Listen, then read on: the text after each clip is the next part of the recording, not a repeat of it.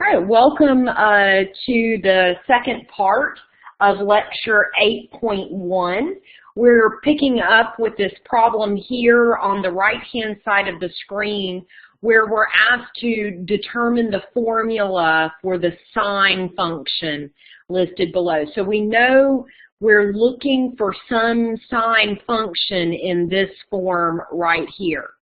And to be able to write it in that form, we need to be able to identify the different pieces graphically that translate to the equation.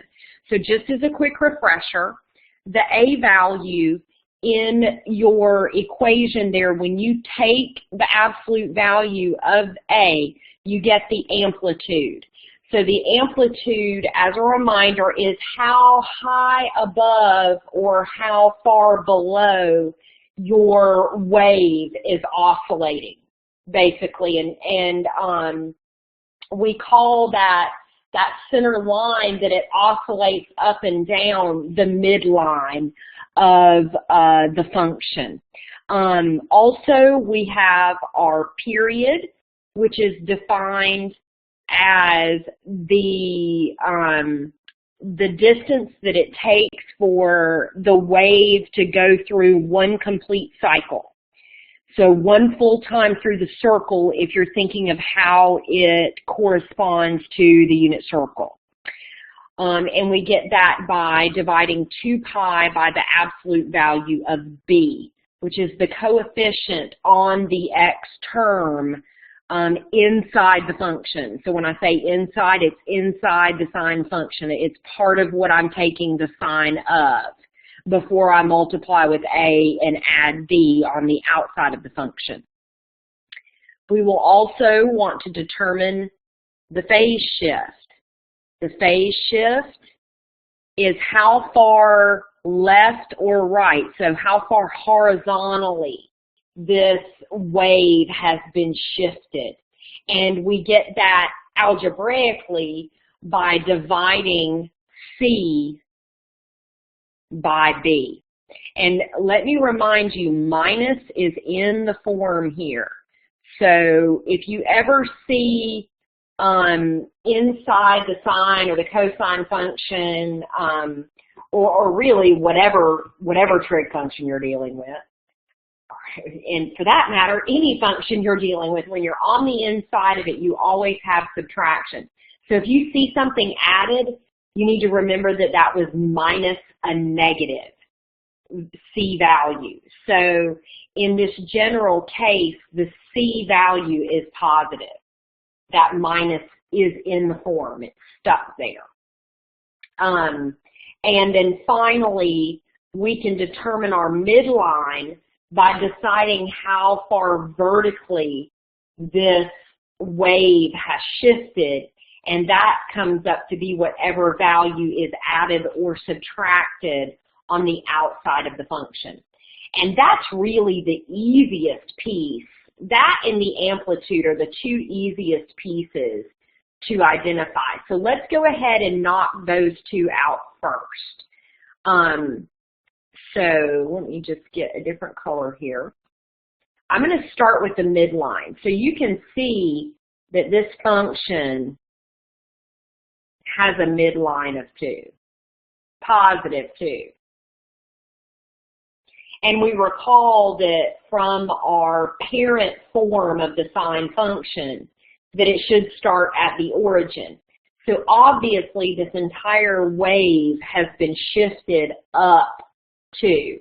So I can go ahead and note that there's going to have to be a plus 2 on the outside of the function. And let me go ahead and write the structure of my function here. We know we're looking for a sine wave. So it's the sine of something. I know minus is in the form. And I'll go ahead and do y equals. Okay, the next easiest characteristic to determine from the graph is the amplitude. So that's how far above and below, they're going to be the same distances. That distance above and below the midline that the wave actually oscillates. And you can see that oscillation happens one above and one below. So my A value is just going to be 1. Now, we need to decide if that's positive 1 or negative 1, because to determine the amplitude, you can see you take the absolute value of that. So the way we determine if it's a positive sine function or a negative sine function, we want to go back to where it all begins, right there on the y-axis. And sine in our parent form starts by moving uphill. You can see this moves uphill as well from that point that I just drew in 0, 2. So there's been no reflection. So it's just a positive 1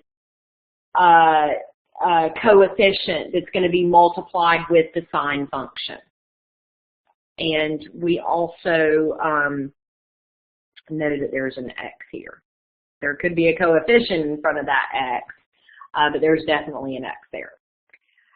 Okay, so the next thing that we can determine is the period of this function. So the period, like I said earlier, indicates how long it takes for the wave to make it from its original resting point all the way back, coming from the same direction to its original resting point. So if we start at that point 0, 2, you can see it goes all the way here, and it comes back to its resting point there, which is at 2 pi. And if you recall from the very beginning of this lesson, we discovered the parent form period is 2 pi. So that means that since I haven't changed my period is 2 pi. It started as 2 pi, has not been altered, so it remains 2 pi. So I have divided that 2 pi by 1 because it remained 2 pi. So there's an understood 1 for my B value there. And now we need to determine if there has been any horizontal shift. Well, you can see I started my cycle right on the y-axis, which is exactly where it starts in its parent form. So let me get a different color here.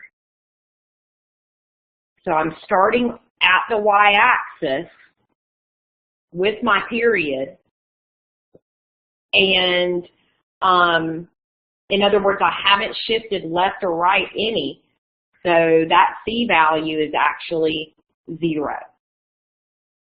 So my phase shift is C over B, which is 0 divided by 1, or just 0. So I've had no left or right shift. Now, this is not the equation that you're going to type in as the answer. You're going to clean that up a little bit and not write out all of those understoods. So the equation for this is simply y equals the sine of x plus 2. Are there any questions that anybody has about how I was able to write that equation for that? Okay, so give me a green check if all of those little pieces made sense to you then. Okay, Ashley says it made sense. Okay, Matt says it's good. Matt, you good with that, brother? Okay, great. All right, I'm just going to section that little area off to give us room to look at this last one. This last one's a tad bit more interesting. It's got a little bit more going on. You can see we've had a phase shift because I'm not starting my period at the y-axis. So I know I've had a horizontal phase shift. Oh, now I can't get that to delete off. Goodness. delete, delete. There we go. All right. So let's start with the easy part. Let's start with the midline and the amplitude. So all I do for the midline, I see my lowest y value is at 0, right down here, and my highest is at 8. So I want to go exactly halfway between those two, because I know that that midline is going to cut that function right in half here. All right, so I know so far that since it's at +4, on the end of this function, I'm going to have a +4. Now we need to decide, okay, is this a sine function or is it a cosine function? And I am saying cosine function that has been shifted. Let me just get a yellow pen here. It looks like it has been shifted to the one unit to the right. So if I have my parent version of my sine function, I go up and then I go down and then I finish my period right there.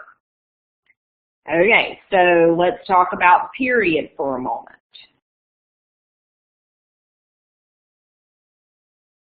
You can see I make one complete cycle from 1 to 11. So that means that I have a period of 10, because 11 minus 1 is 10. So I cover a span of 10 in my x direction to make one complete cycle there.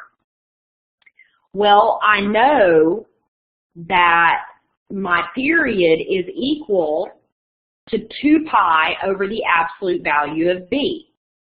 And since my period is 10, I can now say, okay, well, 10 has to equal 2 pi over the absolute value of b. I'm just going to put b down here, and we'll decide if that's positive or negative in a moment. And actually, it's got to be positive since my shift is +10. So now I can just solve this little equation here for b. So I'm going to multiply both sides by b to get it out of the denominator there. And now I have 10b is equal to 2 pi. And then I can come and divide both sides by 10. And I get my b value is equal to 2 pi over 10 is the same thing as pi over 5, which is the same thing as 1/5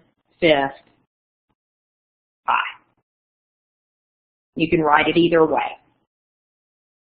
So let me come and write my structure here. I know I've got y equals, I'm going to leave room for my amplitude, the sine of something x minus is in the form, some c value. Okay, so here's what I figured out. I figured out that my b value is pi over 5. Let's go ahead and get the amplitude out of the way, because that's easy as well. So from my midline, I rise and fall a distance of 4. Because from 4 to 8 is 4, and from 4 to 0 is 4. So I know that my A value is 4. Now I need to decide, okay, is this +4 or -4? Is my sign in its parent form, or is it reflected? Well, I start by moving upward. So it's in its parent form 4 is positive. If I had started by moving downward from the midline, then that would be a negative sine function. And we determined a moment ago that because we're not starting at the y-axis, we had actually shifted this entire wave to the right 1. So I know that my phase shift, I'll just say PS, my phase shift is equal to 1. My phase shift is also equal to C divided by B. So 1 has got to equal my C value divided by my B value, which is pi over 5. Well, the only way to divide something and make 1 is to divide something by itself. So C is equal to pi over 5 as well.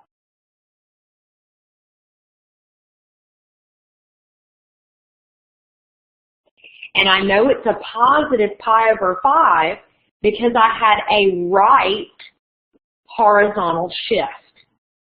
If it had gone left, I would need to subtract negative pi over 5, which would have been x plus pi over 5. That's your equation right there. Y equals 4 times the sine of pi over 5x minus pi over 5 plus 4.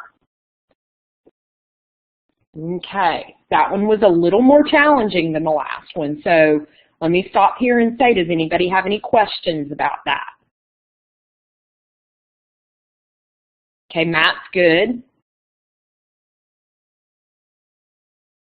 Ashley and Max, are y'all okay with that? Okay, good deal.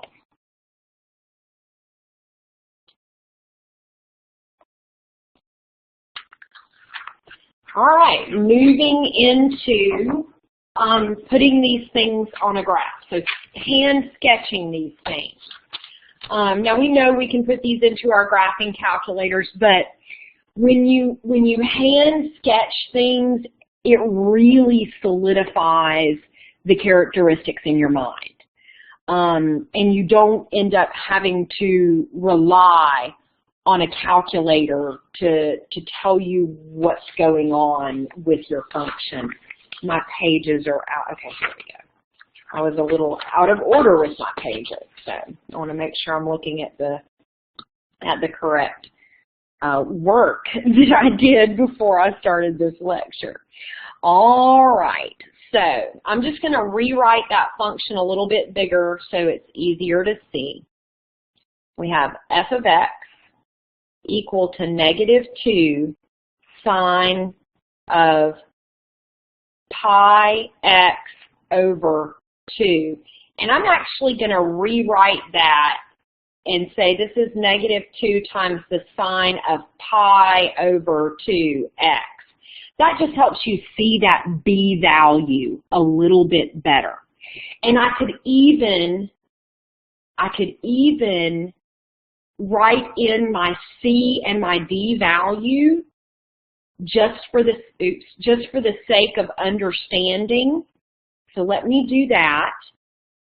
What we have happening here is a minus 0 and a plus 0. So my c and my d values are equal to 0. Okay.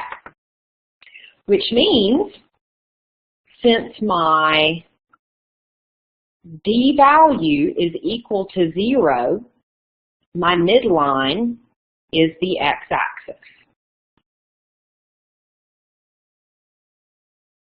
And when I'm hand sketching graphs, when I move to the amplitude, I like to give myself little barriers as well.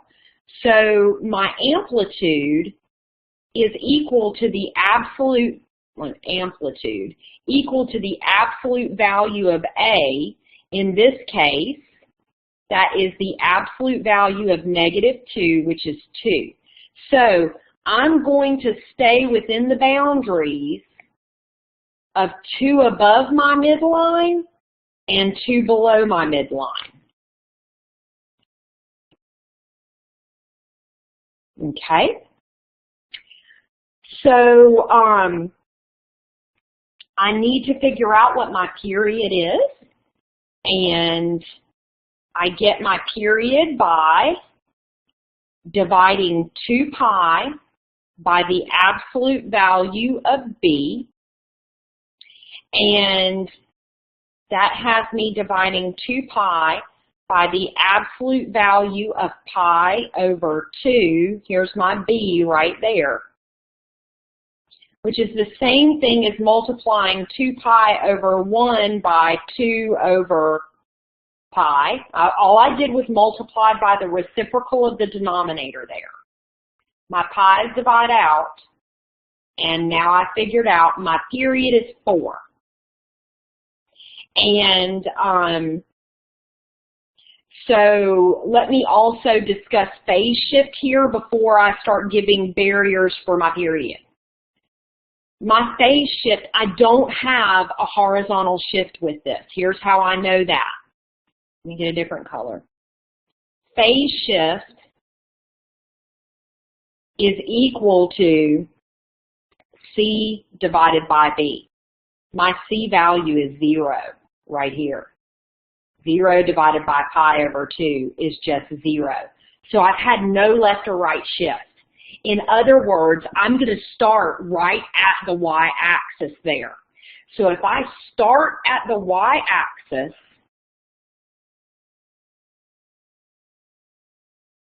and I know I have a period of 4, I can go ahead and give myself another vertical barrier to say, okay, I've got to finish my full cycle between 0 and 4. And since this is a sine wave, I know I need to hit the x-axis halfway between those. I have an x-intercept halfway between those right there. And I also know that I have either, depending on if this is a negative function or not, if it's a positive function, then I've got a maximum halfway between my x-intercept and my starting point. If it's a negative function, I have a minimum halfway between. So that's at 1. And the same thing for the next set. I either have a maximum or a minimum halfway between my midpoint and the end of my period, vertically speaking. Okay, this is a negative sine function. So instead of starting at the origin and moving up first, I'm going to start at the origin and drop down first. And then I'm going to come back up and I'm going to hit that midpoint. And I'm going to go up and then I'm going to come back and rest right at where that period ended. So that is a 1-period sketch of -2 sine of pi x over 2. Are there any questions about that?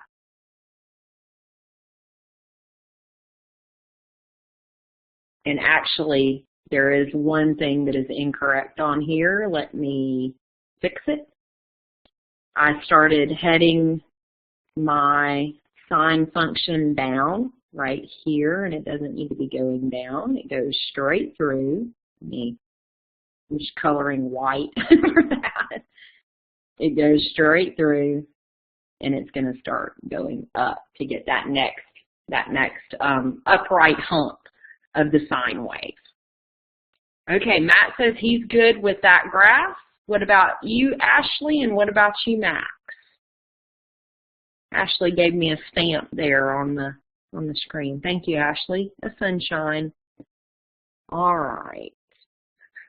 And Matt gave me a sunshine too. Very good. All right, so let's go ahead and move forward to a new graph.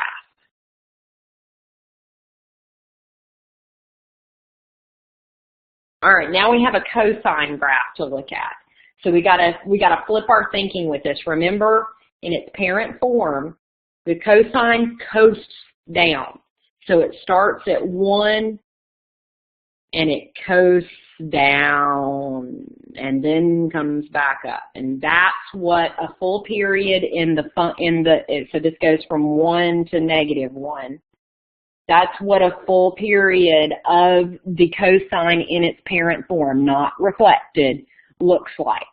So that's what we're looking at drawing.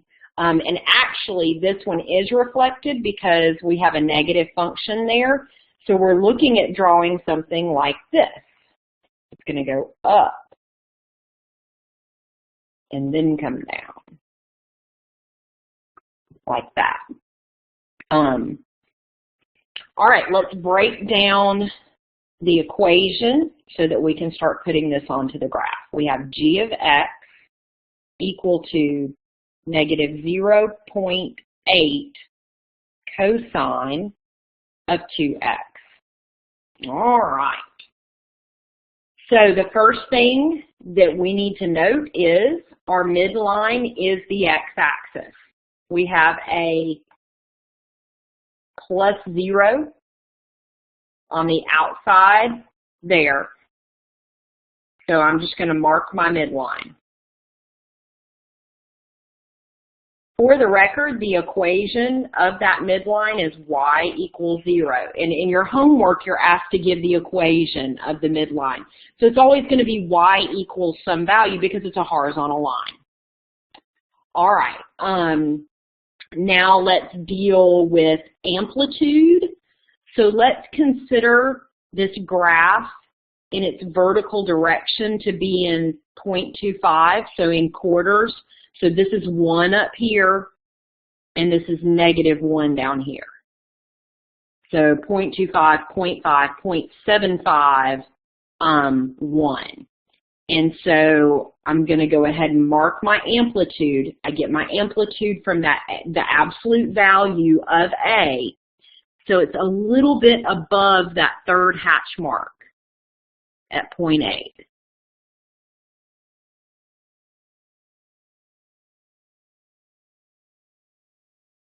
And it's a little bit below the hatch mark at -0.8.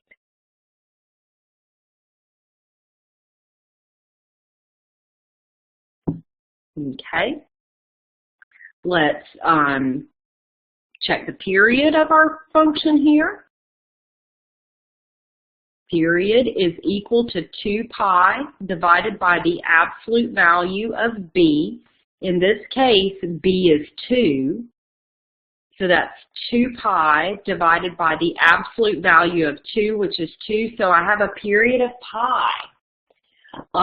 So this is halving our period. Normally our period goes to 2 pi, right? So I have not shifted left or right because I have a -0 there. 0 divided by 2 is 0, which is how we get our phase shift. So I know I'm going to start at the y-axis, and I've got to complete my full cycle by the time I get to pi. Right there. I also know that since this is a cosine function, I will peak out or valley out halfway between. So I'll either be up here or down here. Did that make sense what I just said? I'll either peak out or valley out halfway between. It's different than the sine function. Remember, our halfway point was where it was actually going to cross the x-axis. I'm going to cross the x-axis halfway between that here and here. Are y'all good with that concept there? Do I need more explanation for how I was able to just mark that? Okay, Matt, I see you're typing something. A little, please.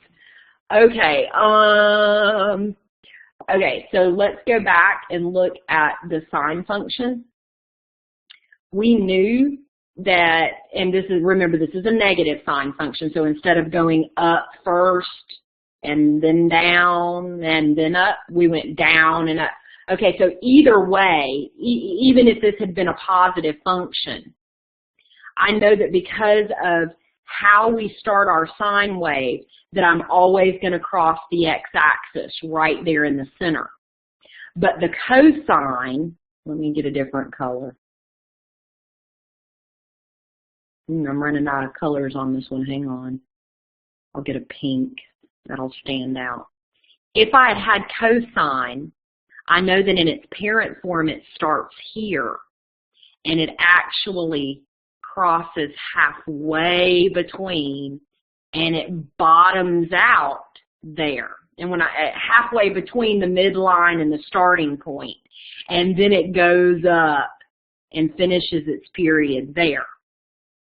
So I actually cross halfway between the midpoint of the period and the beginning, and the midpoint of the period and the end. Did that help you understand that a little bit better, Matt? Oh, I see you're typing. Okay, great. You're welcome. No problem. Let me just write on here this cosine. The pink one's cosine that we're looking at here. Okay. So that's how I was able to say, okay, halfway between, I'm either going to have a high point or a low point. Well, now I can actually determine if that's going to be a high point or a low point by seeing if this function is in its parent form. So up here, the dark blue, uh-oh, I have a white pen, and that is not easy for you to see. Up here at the top, my parent form is this dark blue, because I coast down with cosine in its parent form. And if it's reflected, so this is reflected, I start at the bottom and come up. So this is a negative function here. So I'm actually going to start down at the bottom. I'm going to coast up, peak out at the top, come back down, and hit my mark again.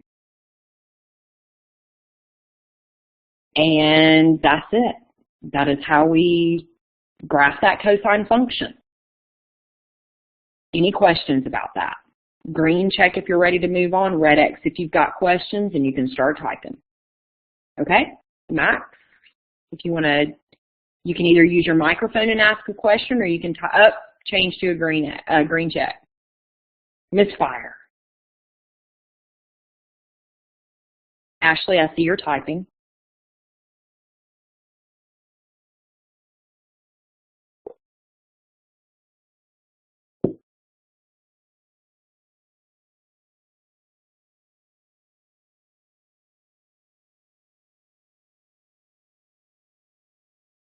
Okay. Ashley, you just changed to a green check. Did something just click? I'll take that as a yes, so you don't have to type. We'll go ahead and move forward. I think all we have left are, or we've got a couple more graphs and then a couple of word problems. Okay. So now this is graphing with some phase shifting happening. It's a little trickier. A little tricky. All right. So we're going to have to identify all these things, and we will have a phase shift here. Our A value is 3. That's our amplitude. Well, the absolute value of A is our amplitude. Okay, so we're going to be going 3 above and 3 below our midline. Our midline is still the x-axis. So I'm going to go ahead and mark my midline. And I'm going to go ahead and give my amplitude barriers. So I go up to 3 here, 3 above, and 3 below. 3 up, 3 down.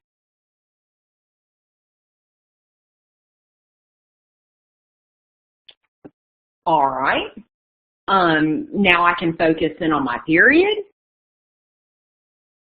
Period is equal to 2 pi over the absolute value of b. In this case, b is pi over 4. So this is 2 pi divided by pi over 4. I never divide fractions. I end up multiplying by the reciprocal.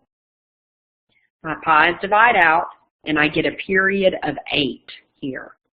Okay, so I can't mark my period boundaries yet because I have had phase shift happening.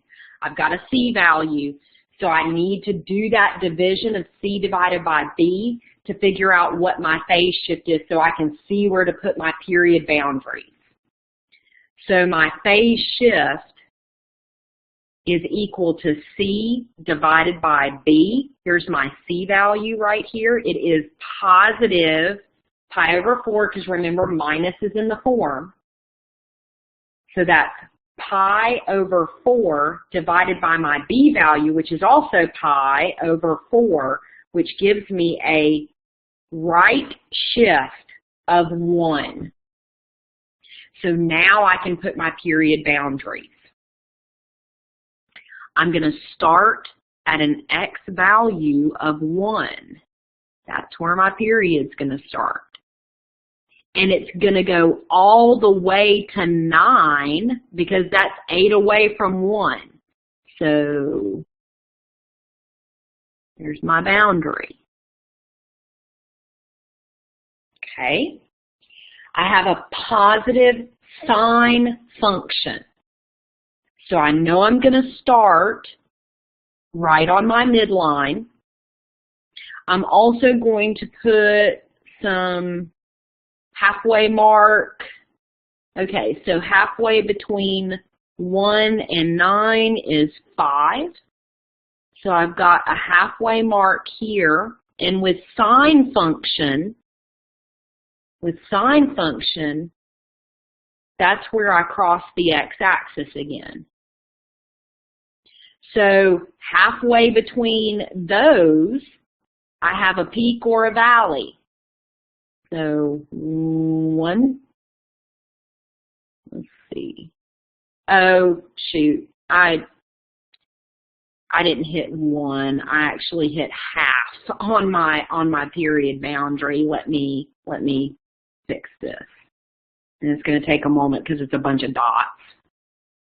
I do not want this to be incorrect on here, though. Every 2 grid marks is 1. So, okay. Let me redraw my boundary there. So it's at 1. It's still 1, I just had it on the wrong one. And let me move that starting point over. Okay. Now, halfway between my period beginning and my halfway mark with my period, so half of my period, halfway between those two is going to be a peak or a valley with my sine function. So halfway between 1 and 5, I count 2, so 1, 2, that puts me at 3. So I'm either going to have a peak or a valley there, and I'm going to have a peak or a valley here.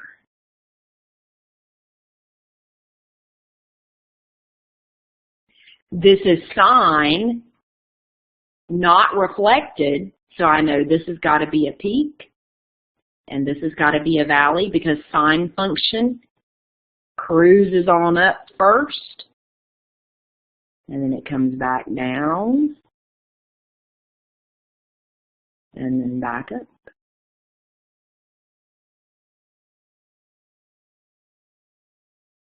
There you go. Any questions about that one?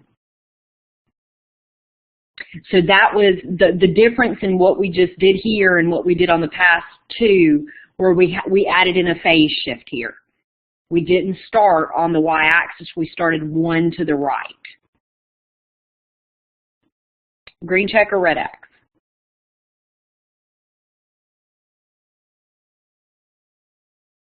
Okay, good deal. Now we have a cosine function, and let me rewrite that function so it can be seen. It is y equals -2 cosine of pi over 2x plus pi plus 3. Okay. So we have a vertical shift, a midline shift, up 3. So I'm going to go ahead, let's see, 3 is right here. There's my midline. The equation of that line is y equals 3. Okay, now let me give my amplitude barriers. Amplitude is the absolute value of A. The absolute value of -2 is 2, so I'm going to go 2 above and 2 below. So 1, 2 right here.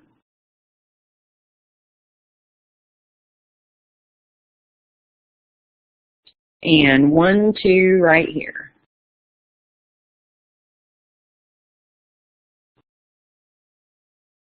Okay, let's figure out what our period is. Period is equal to 2 pi divided by b, or the absolute value of b. It's positive, so pi over 2. And that's 2 pi over 1 times 2 over pi. My pi's divide out, and I get a period of 4. But I need to figure out what my phase shift is once again before I can draw my period boundaries. Okay, so phase shift, my PS, is equal to C divided by B.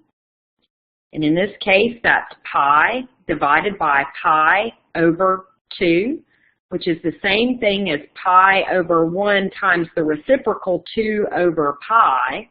My pi's divide out, and I get a phase shift of 2. Was one of those negative? Oh, yes, it was.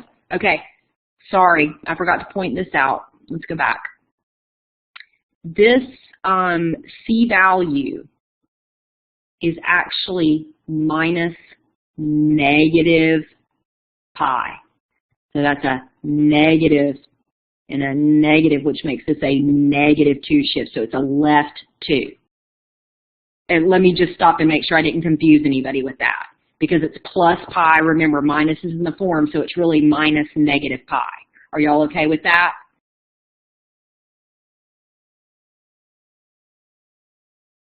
Okay, Matt is. Ashley is. Max, you cool, man?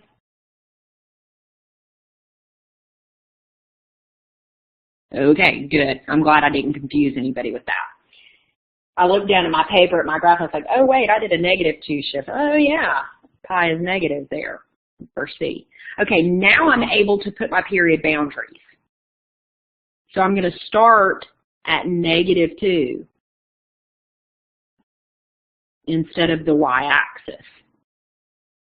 And my period is 4, so 2, 4. So that goes to +2. Halfway between, since I'm cosine, halfway between cosine, I have a peak or a valley. Halfway between that and my period boundaries, I have x-intercepts. Well, I'm sorry, they're not x-intercepts here. They're midline intercepts because my midline is no longer on the x-axis. Okay, so I'm just going to put midline intercepts here. Okay. Now I just go and I say, okay, this is a negative cosine function. So it's reflected from its original. So instead of starting up at the top here and coasting down first, I'm actually going to start at the bottom and I'm going to climb first. Climbing up, I'm going to peek out at the top and I'm going to come on back down.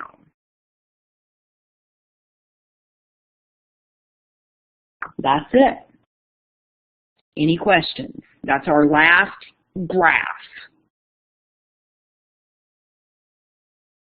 Okay. Now we've just got these two word problems. And we'll actually sketch graphs just to get an idea of what's going on here. Okay, so this problem says a circle with a radius of 3 feet is mounted with its center 4 feet off the ground. The point closest to the ground is labeled P, as shown in the figure. Sketch a graph of the height above ground of the point P as the circle is rotated. Then find a function that gives height in terms of the angle of rotation. So I'm just going to doctor up this little sketch here, or this little figure that we've been given at the bottom. I'm going to go ahead and make these axes. Because I know that this is ground level right here, this is like my x-axis. It's a y value of 0. My midline is right here. Since this has a 3-foot radius, it's going to go 3 feet above and 3 feet below. So I have an amplitude of 3.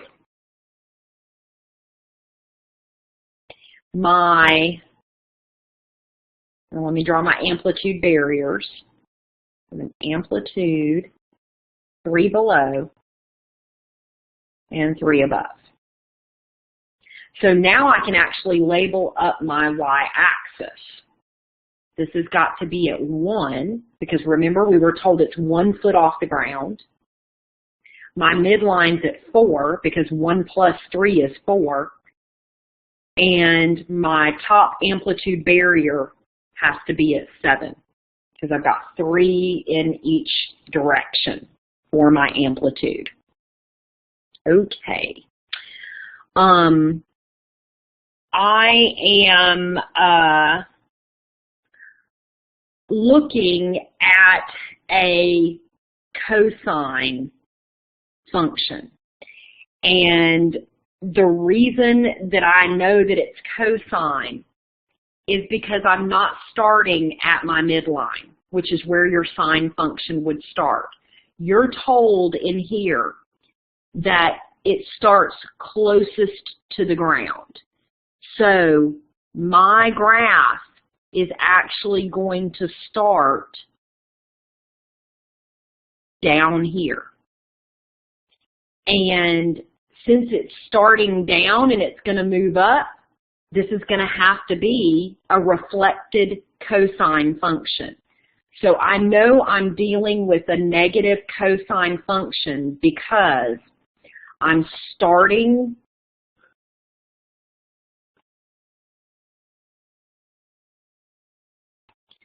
closest to the ground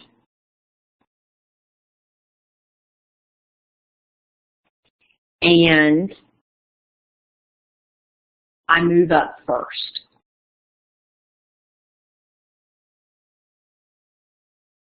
So I'm looking to write the function or the equation of this function in the form of y equals some negative cosine of x minus something plus something. And I know that I can go ahead and put 3 in here.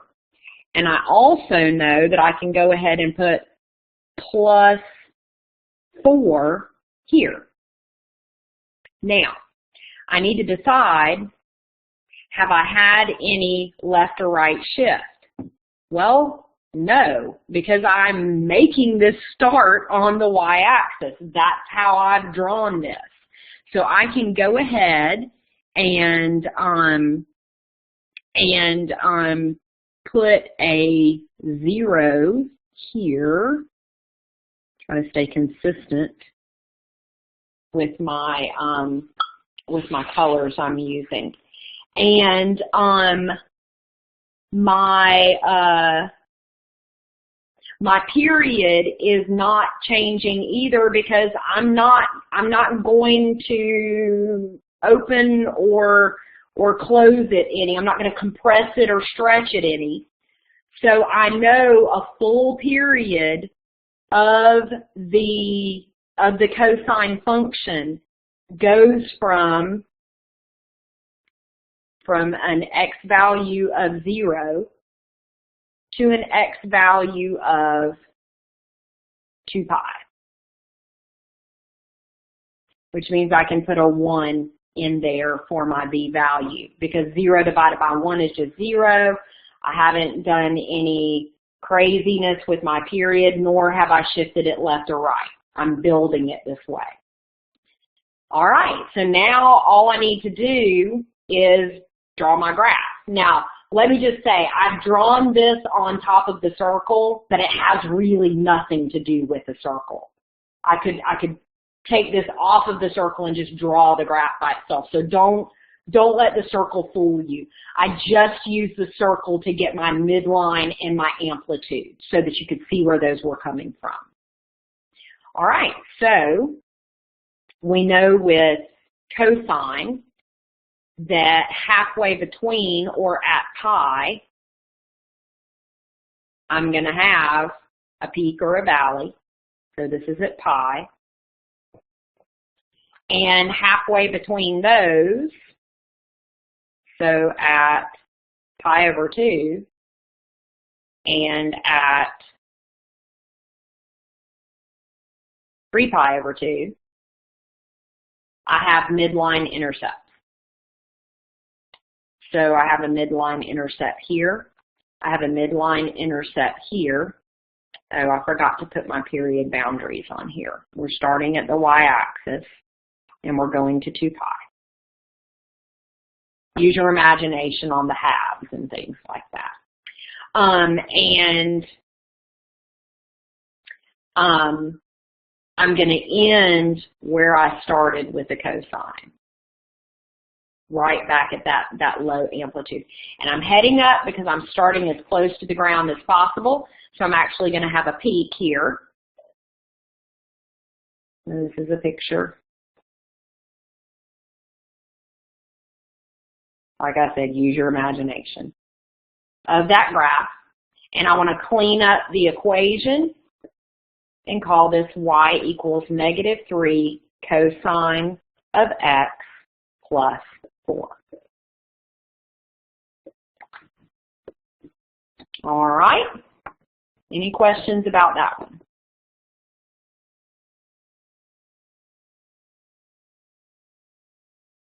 Okay. Ashley, you all right with this one? Okay. Last one. An oscillating spring. Okay. So we are going to consider, let me read through the problem first. That's a good problem solving technique. A weight is attached to a spring that is hung from a board as shown here in this figure. As the spring oscillates up and down, the position y of the weight relative to the board ranges from -1 to -7. So it's at -1 at an x value of 0, and it goes all the way down to -7, and that says at a time of pi, so that's halfway between a full period below the board. Assume that the position of y is given as a sinusoidal function of x. Sketch the graph of the function, then find a cosine function that gives the positive y in terms of x. Okay, so we are going to, since we are told that the spring is attached at -1, we're going to make the top of this board our x-axis. So that's a y value of 0. And I'll go ahead and draw my y-axis right here.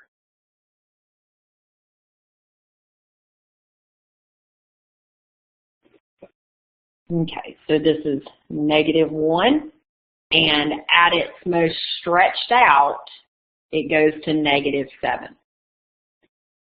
So my midline,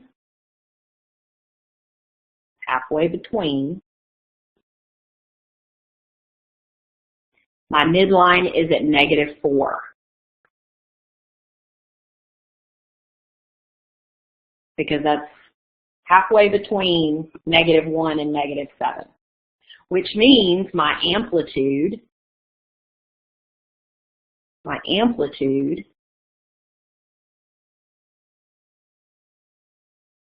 has to equal 3, because I'm oscillating 3 above and 3 below my midline. Okay? Because before you weight the spring down, it starts at the top. When it's fully bunched up, it says it's -1. So you put the weight on it and it starts pulling it down. So since we're starting at the top and not at the midline, we're going to have a cosine function.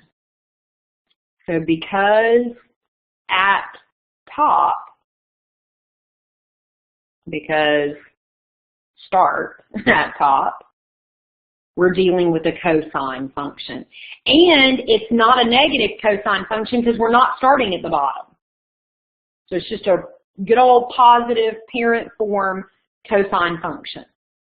So I know I'm looking to write something in the form of y equals cosine of x minus something plus something. And I can go ahead and fill in a couple pieces of this. I know that this is 3, and I know it's +3 because I'm starting at the top, and cosine's parent function coasts down first. And I also know that I have subtracted a 4 off the end there. Because I don't want to deal with period or phase shifts, I'm going to construct it so that it doesn't have it. There's an understood 1 there, and there is an understood 0 here. So let's put that onto the graph. My regular cosine function starts at the y-axis, and it has a period of, that was bad, a period of 2 pi. I'm also told that I hit the bottom at pi. That's halfway between. That's also something that tells me I'm dealing with cosine. So this is at pi. And let me draw in my amplitude barriers. I have a barrier here and a barrier here. Halfway between my period barriers with cosine function, I'm going to have x-intercepts. So this is pi over 2, which is halfway between there. And this is 3 pi over 2. So because it's cosine, I know those are going to be midline intercepts. I start at the top, so I know halfway between's got to be the bottom of the valley. And I need to end back up where I began with cosine. So here's a sketch. Goes down, grabs that, comes back up, and we're done. And all we need to do is clean up our equation. Y equals 3 times the cosine of x minus 4. That's all I have for you for 8.1, and it took another hour to get through these problems. Thank y'all for hanging in there with me. I appreciate y'all showing up this afternoon. Unscheduled showing up. Do y'all have any questions that I can capture on the recording? Okay, Max says he's good. Ashley's good. Matt Bro, how you doing? I'm going to go ahead and stop the recording.